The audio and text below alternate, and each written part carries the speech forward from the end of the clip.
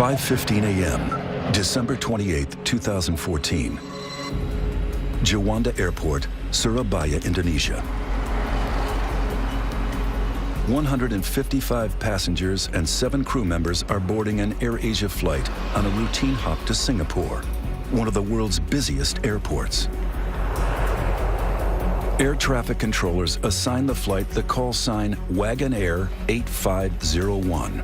Wagonair 8501, good morning.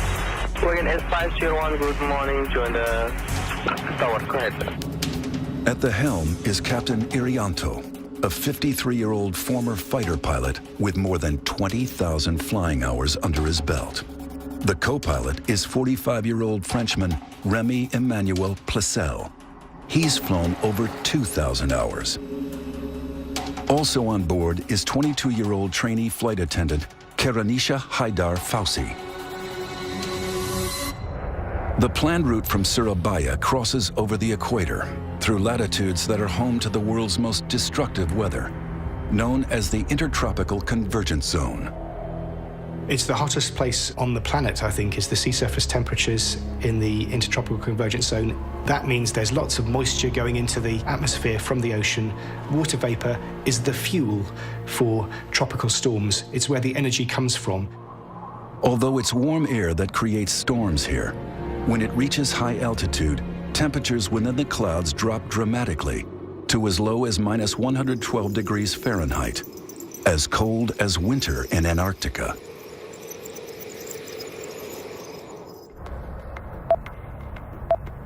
Last quarter, AirAsia 8501, gain Q7. Inside the operations center, the weather is constantly monitored. Itu tidak ada kondisi yang mengkhawatirkan. Ramalan cuaca atau prediksi cuaca pada hari itu di Surabaya tidak ada masalah. Tetapi di Singapura yang kami terima, TAVOR-nya, memang ada kondisi hujan ringan. The forecast is clear, but that could change at any moment. Basically, it's the bread and butter of the pilots flying in the tropics, is that they are always, on virtually every flight, flying around thunderstorms. Juanda aircraft ready for start and pushback.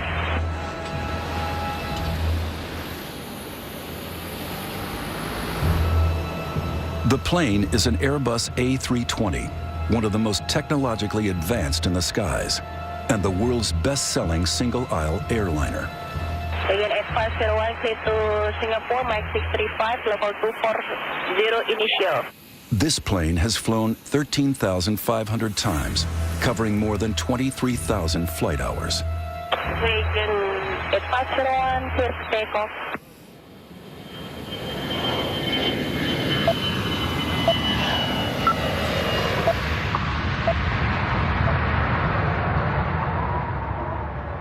Passengers and crew settle in.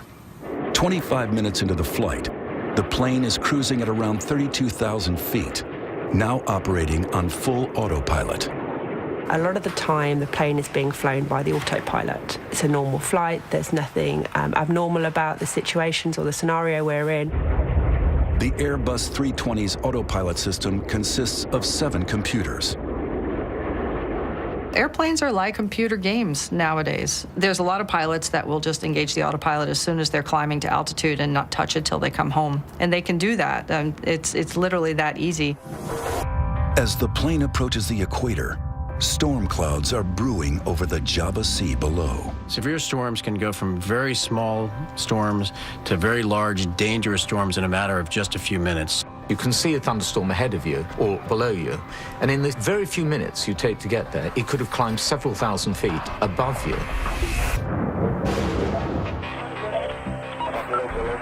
Air traffic controllers receive Flight 8501's final radio transmission.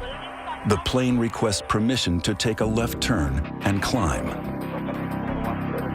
Air traffic control will know where other aircraft are, and they either allow you to do the turn or they don't. Sometimes they may delay your turn until another aircraft has passed. Several nearby aircraft have already changed course to avoid flying into the heart of the storm. Some of them will deviate to the left, there are some deviate to the right, some flying higher. With so many flights in the same airspace, air traffic controllers deny 8501's request to climb above the storm. To be denied a climb, very normal. It happens on virtually every flight, because there you'll be passing through aircraft flying in the same direction as you, because it's always better to fly through weather than it is ever to hit another aircraft. With the possibility of severe turbulence ahead, the crew face a critical decision: to stay on course or change direction. This aircraft was the only one at 32,000 feet at that time. The other aircraft flying around the same air routes were at 30 to 38,000 feet. This animation shows the flight path of the plane's final minutes, halfway into its flight to Singapore. At 6:16, radar data records that the plane is cruising at around 32,000 feet. Seconds later, still cruising. But then, the plane deviates from its course and turns left. You would have been flying it with the autopilot, and so you put changes to direction by turning a knob, as opposed to actually flying it with the joystick. The 155 passengers on board have no clue that they are just 2 minutes from disaster.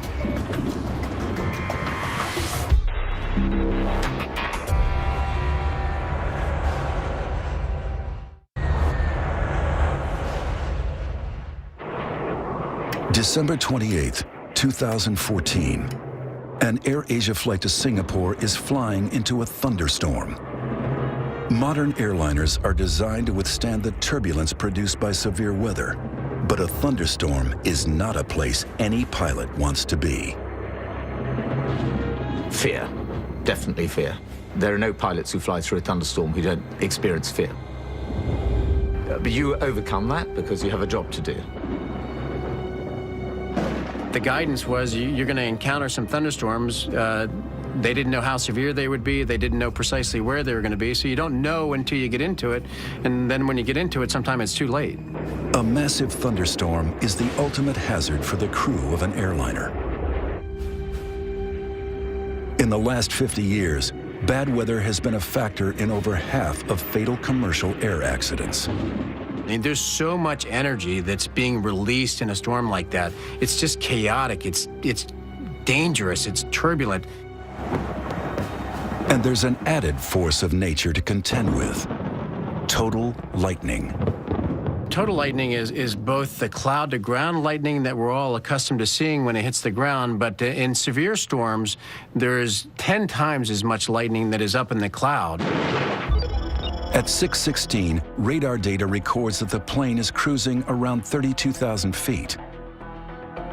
But then the plane turns left, and for reasons as yet unknown, it climbs steeply.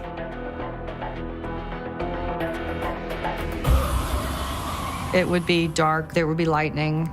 The rain would be very noisy on the airplane, you would hear it. The aircraft can shake, the instruments can become blurred as your head is shaking, the eyeballs literally shaking in your head. The responsibility is awesome. You've got the lives of many people on board. You don't actually focus on that when you're flying. And, you know, that's the honest truth. What you're thinking about is your own safety of flying the aircraft as it's supposed to be. And if you look after yourself, you're going to be looking after everybody else on that aircraft. And it's not just the pilots that are pushed to the limit. When a plane enters severe weather, it will be exposed to forces all around the aircraft, which are pushing it in a particular direction. And that can be torsional twisting and unloading and loading stresses on the airframe.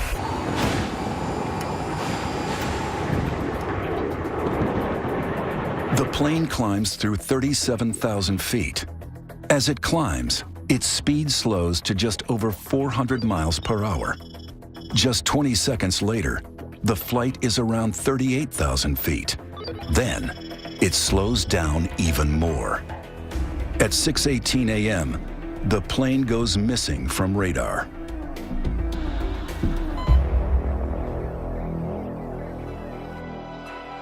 Within an hour, air traffic control announces that they have lost track of the aircraft. Distraught families are desperate for answers. Airport manager Trikora Harjo prepares for the worst. Demikian juga segala sesuatunya yang berkaitan dengan krisis center dari mulai sarana komunikasi, kemudian papan pengumuman atau papan informasi kami siapkan, dan juga kami menyiapkan informasi-informasi yang tentunya nantinya akan dibutuhkan apabila memang terjadi benar adanya atau lost contact. Then, the news is made public. 162 people are feared dead after an AirAsia flight goes missing. Within 3 hours, a massive international search effort is launched, led by the Indonesian military. Also in support are Australian, American, Russian, Singaporean, and Chinese search teams. With 30 ships, 3 warships, and more than 20 aircraft equipped with visual, radar, and sonar surveillance, covering a search area of 60,000 square miles of the Java Sea. This disappearance immediately brings back memories of an infamous unsolved mystery from the same region 9 months earlier.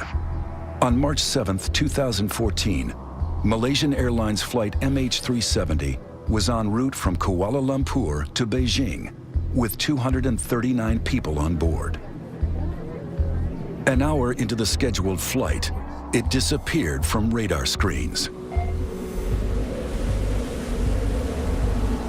The search effort was the biggest ever launched, but it failed to find the missing plane. What happened remains unknown. For 3 days, the world wondered if this would be another never-ending mystery. Could it be terrorism or a rogue pilot? But then, wreckage is discovered. All the evidence points to the plane having crashed into the sea. Everyone on board is dead.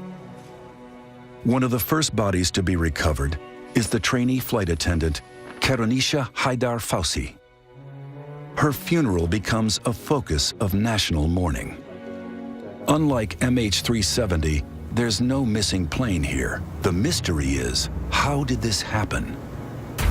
10 days after the first wreckage is located, there's a breakthrough. The black box data recorder from the AirAsia plane, which came down off Indonesia, has arrived in Jakarta for examination. As the recovery operation continues, experts around the world begin to ask, how can one of the world's most sophisticated planes suddenly drop from the sky? We gotta know what happened. We have to know what caused it. The first thing, the most important thing for the families is they want to know what happened. They want to know the truth. And of course, they deserve to know the truth. The priority for the families is to ensure that no such disaster ever happens again. The official investigation is ongoing, but based on released information and expert analysis, it is now possible to explore the key factors which likely influence the plane's final moments. And this may change the way you feel about flying.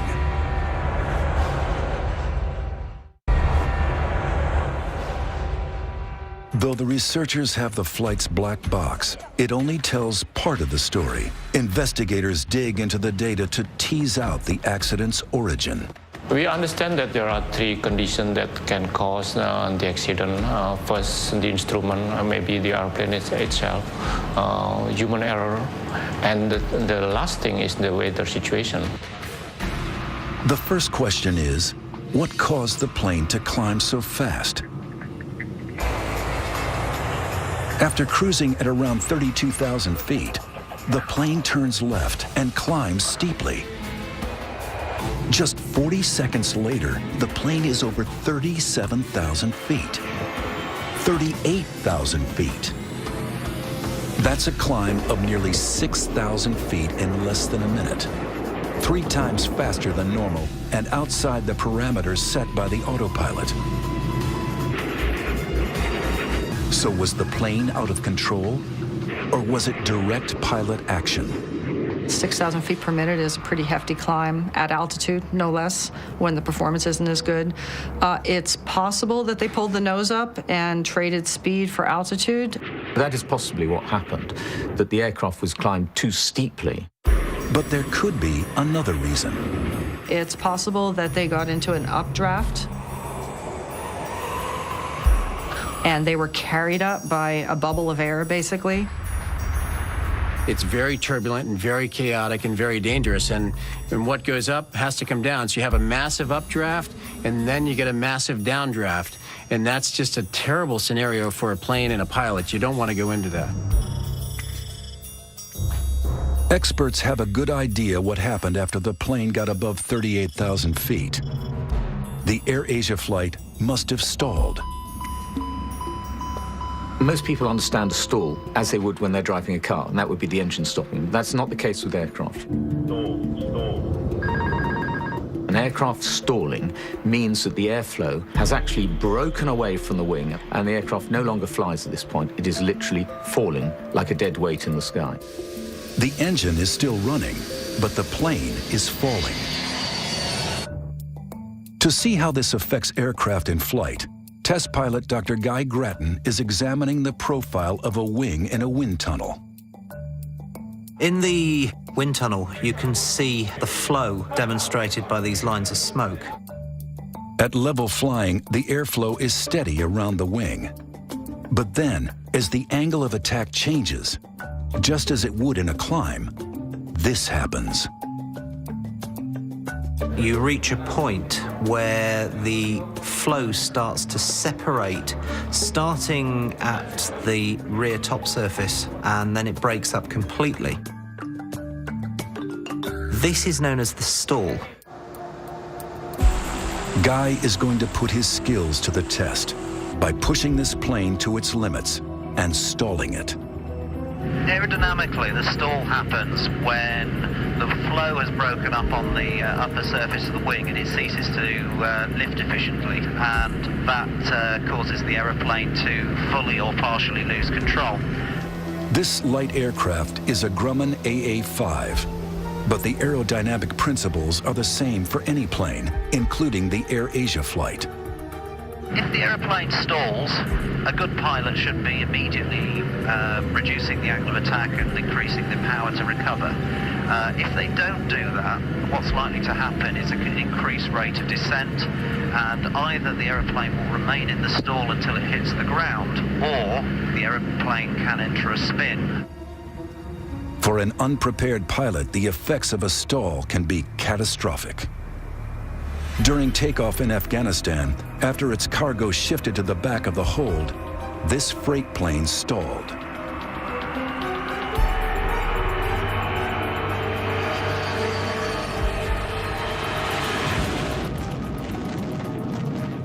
At this level, Guy is cruising, but at a very high altitude where the AirAsia plane was flying, all aircraft hit a point where speed becomes critical.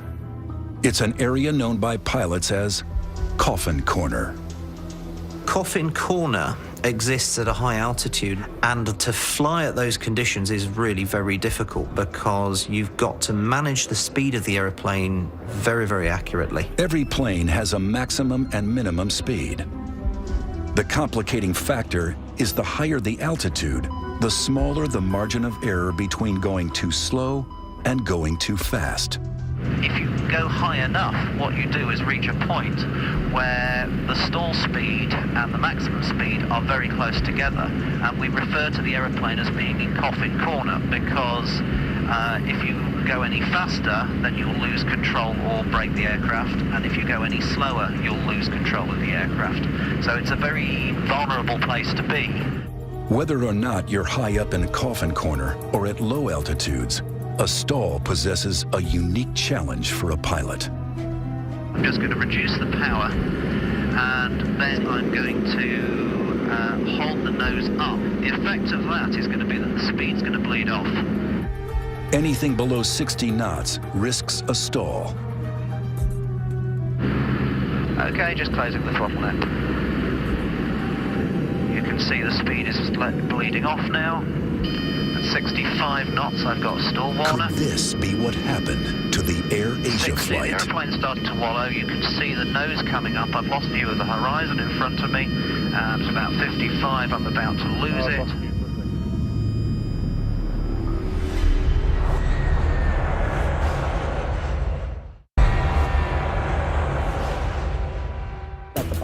In the weeks after the AirAsia flight crashed into the sea, one thing emerged as a crucial factor: stalling. Okay, just closing the throttle now. Guy Grattan is investigating what a stall means for pilots, and that means losing control of his plane. 5 knots, I've got a stall warner. The aircraft drops 200 feet. The aeroplane has stalled, you see it pitch nose down, and I'm recovering the aeroplane from the stall. To regain control, Guy dips the nose to gain airspeed, then levels out. A very dramatic stall, if you're not expecting it, can be quite frightening. Might even lift off my seat and hit my head on the ceiling in the cockpit. All commercial airliners are put through stall tests. But is this what happened to the AirAsia flight as it climbed too steeply? And if so, how did the plane get to this dangerous point? Pilots are trained to recognize the stall. In fact, first thing pilots are trained to recognize is the approaching stall. The captain of the AirAsia flight was a former fighter pilot with 20,000 flight hours under his belt. Up above 30,000 feet, there is plenty of height to recover an aeroplane from a stall. So even if the aeroplane was stalled, that in itself doesn't explain the loss of the aeroplane. So the critical question is, what other factors might have been at play? And to fully investigate that, we need to look inside the cockpit. Seasoned pilot Captain John Mahan is flying an Airbus A320 flight simulator, an exact replica of the lost plane. The reason why we try to simulate what happened in an accident or incident is for learning and whether we can take that information forward to stop it happening again. And also finding out weaknesses in the system that can lead us into difficult areas. Every reading we see, every indicator we see, will be exactly what the AirAsia pilots would have seen. For all pilots, accurate instrument displays are vital. All aircraft are designed in such a way that they give you information, and it's our job and our profession to identify that information and prioritize. The instruments are everything, and you ignore them at your peril. However, if you get an instrument failure, you have to be able to recognize it. If you follow a faulty instrument, then you can cause the aircraft to over-control, and at that point, anything can happen. Flight 123, requesting climb. This simulator has been programmed to reproduce an instrument failure while climbing from 32,000 feet. That doesn't look right. Looks like unreliable airspeed to me. Check that, please. Captain, standby is indicating 0.72. 0.72. The pilots scramble to identify the fault. Carriage checklist, unreliable airspeed. 396 Here, knots. it's an unreliable speed indicator. Autopilot off. Flight director's off. Birdie's up. Recognizing the fault, the crew switch off part of the autopilot protection, which hands the main controls back to the crew. Courage checklist. Seatbelt sign on. Movement to CL. Master caution. Overspeed. Caution pitch. Next, they switch off the computers related to the faulty speed indicators. Seconds later, this happens. A stall warning is an indication that you are getting into an environment where you're about to lose your lift on your wing. In an attempt to recover from a possible stall, John puts the nose down to gather speed and drops 5,000 feet, then levels out. Wings, maintain wings level. Speed 370. In this case, John recovers the plane successfully. Maintaining 30,000 feet. In the case of the AirAsia flight, we know that the Airbus 320 climbed rapidly and that it probably stalled at 38,000 feet. We also know that faulty instruments contributed to another tragic Airbus disaster and another stall 5 years earlier. On June 1st, 2009, Air France Flight 447 was en route from Rio to Paris with 237 passengers and crew on board. At 2:10 a.m., the Airbus 330 went missing from radar. Un accident tragique. It was 2 years before the flight's black box recorder was found and finally revealed its secrets. Colleen Keller is an air traffic investigator who worked on the search for Air France 447. The similarities with the AirAsia crash are striking. It ran into bad weather right around the tropical conversion zone, right at the equator. The initial malfunction was caused by the computer shutting down. On the side of the plane are metal cylinders that measure airspeed. They are called pitot tubes. The investigators discovered that the tubes had frozen over, causing the instrument readings to go haywire. The computer literally said, "I can't function, I'm confused," and it shut down. After the computer shut down, the pilots were forced to hand fly the airplane in a very difficult area, which is very high altitude.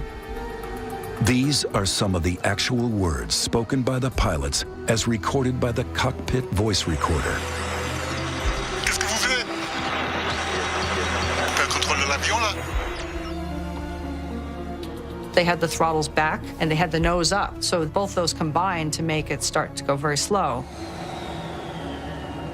They pulled the power back because they thought they were going too fast, and that put the airplane in a stall on a steep descent, like kind of a floating down descent. Unknown to the Air France passengers, the plane had dropped 10,000 feet per minute. Probably most people were sleeping or trying to sleep. There was a lot of turbulence. The lights were dimmed, and it would have felt like that the whole way down. I don't think people realized what was going on. In the cockpit, faced with unreliable instruments, the crew didn't realize that the plane was in a stall. If they had, the pilots could have recovered control. Instead, they continued to drop towards the sea. Putain, va taper. C'est pas vrai.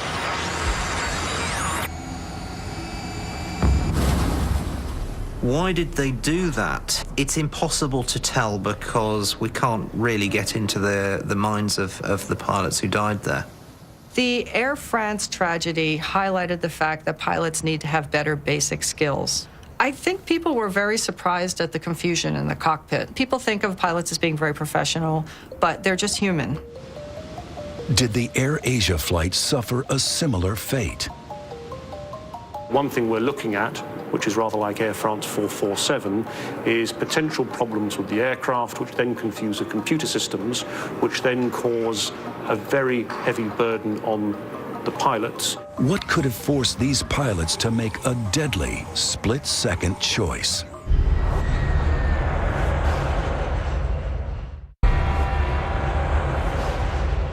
Flight 8501's tragic final moments may have come down to something seemingly innocuous: ice. Icing is a very big concern for all aeroplanes. Icing can change the aerodynamics of the plane, but as we learned from Air France, it can also affect key systems. There may well be an issue here about freezing of sensors. Satellite weather data from the day of the AirAsia crash reveals incredible freezing temperatures in the clouds.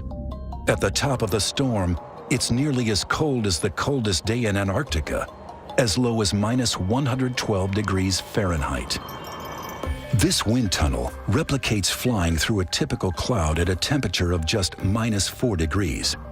Here, a pitot tube is put to the test. If the heaters that are supposed to keep the tubes warm fail, this happens. Ice blocks the tube, which means in the cockpit, the readings the pilots receive could be incorrect. But with no suggestion from the AirAsia authorities that these airspeed indicators failed, it remains speculation.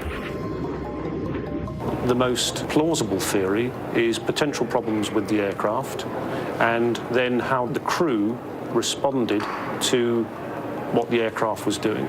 That the plane fell out of the sky is not in doubt. But what happened during its fall could shed light on the flight's final moments. In the weeks after the crash, there were reports that the plane had exploded before it hit the sea. Based on released information, this is what we can piece together. At an altitude of around 38,000 feet, the plane loses speed. Then it drops. Some experts estimate that at that point, it falls at a rate of 20,000 feet per minute, twice as fast as the Air France disaster, down to 24,000 feet, before all communications cut out. To investigate whether or not the plane broke up during its descent, Indonesian aviation analyst Jerry Sujatman is reviewing the data relating to the distribution of debris across the Java Sea. I think it's pretty certain that the aircraft went down in one piece. The wreckage pattern does not indicate any breakups prior to hitting the water. So we just have to look at the wreckage itself. And the telltale signs of it is that, yes, the aircraft would go down tail first, hit the water tail first. It's clear from the wreckage that mid-air structural damage is not a major factor here. From what we hear from the investigators, from the cockpit voice recorders, that up to the last moment, they did put all their efforts into try and saving the aircraft.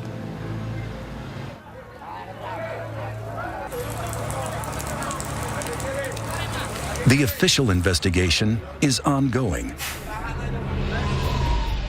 But one thing most experts agree on is that severe weather was a factor in both the Air France and Air Asia crashes. In the last 50 years, weather has contributed to over half of all fatal commercial airliner accidents. But there's one type of turbulence that doesn't occur in stormy skies, and it could affect all of us.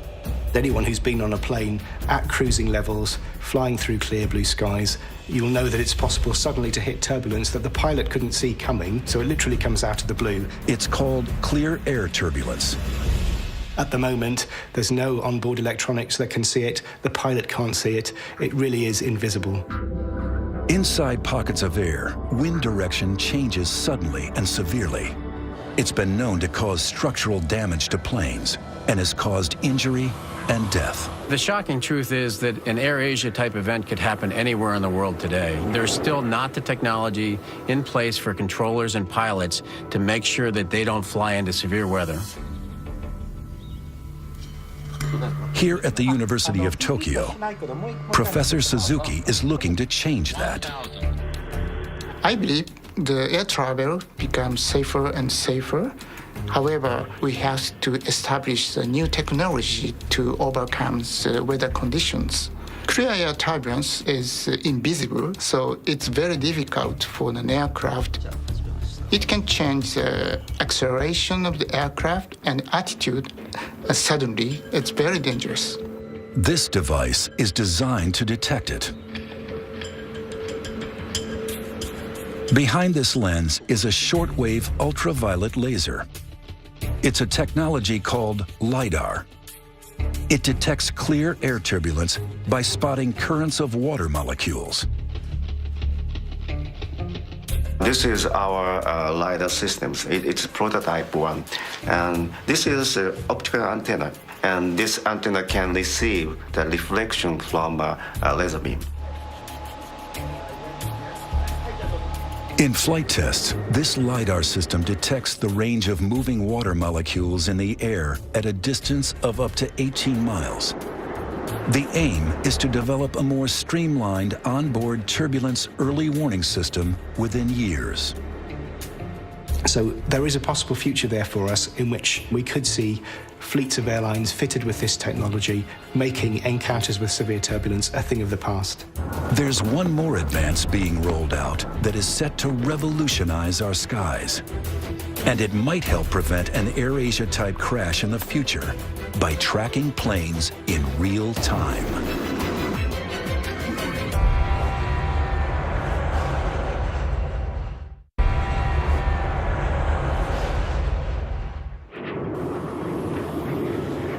When the AirAsia flight crashed, scientists around the world continued their search for solutions to safer and more efficient air travel in the future.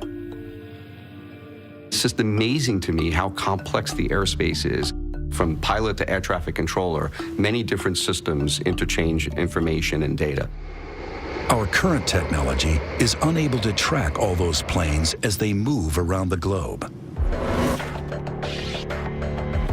I think that it was a shock with the recent tragedies that occurred, that people started to realize that the whole Earth is not covered, and there are vast amounts of oceans and mountainous areas that are not covered.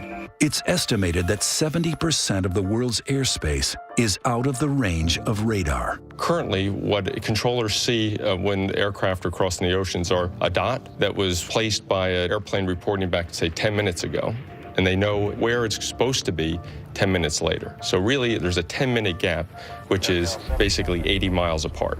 That's because there's no real-time surveillance or tracking of that aircraft in between. Here at the Ariane facility in Virginia, engineers are changing that. This is one of the most revolutionary advancements in air traffic control since radar. 66 Iridium satellites are readying for launch for full operation in 2018. The satellite network will cover the globe, receiving signals from every plane everywhere on the planet, relaying information to controllers on the ground. Think of it as a GPS receiver on board all of the airplanes that transmits its precise location in real time to air traffic control authorities. By putting an ADS-B receiver on board each satellite, we realized that we would create something that was not possible before.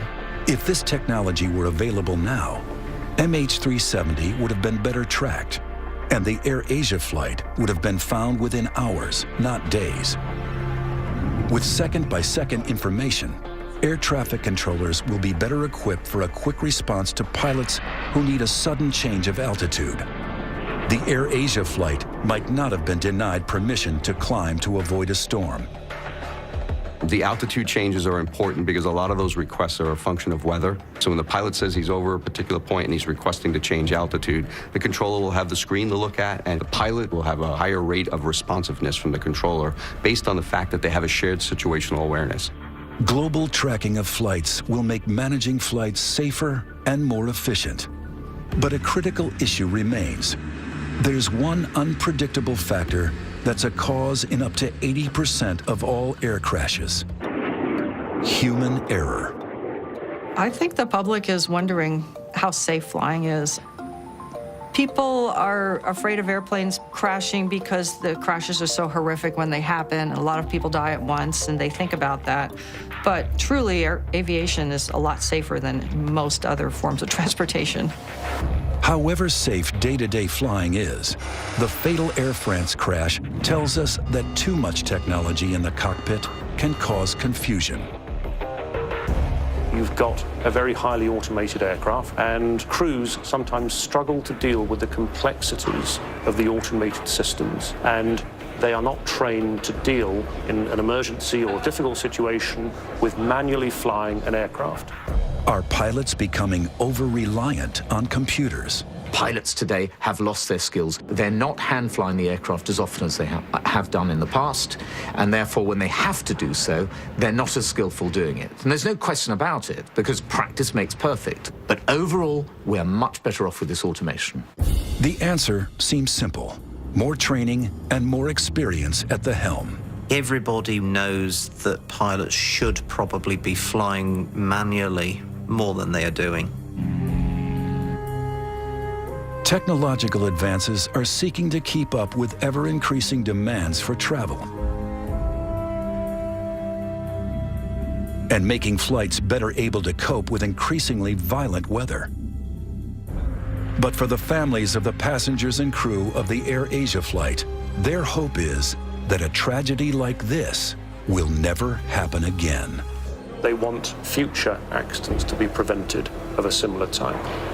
And so it is vital that the causes are identified for what brought this aircraft down, and more importantly, that those causes are then acted on so that other families don't have to go through what the AirAsia families have gone through.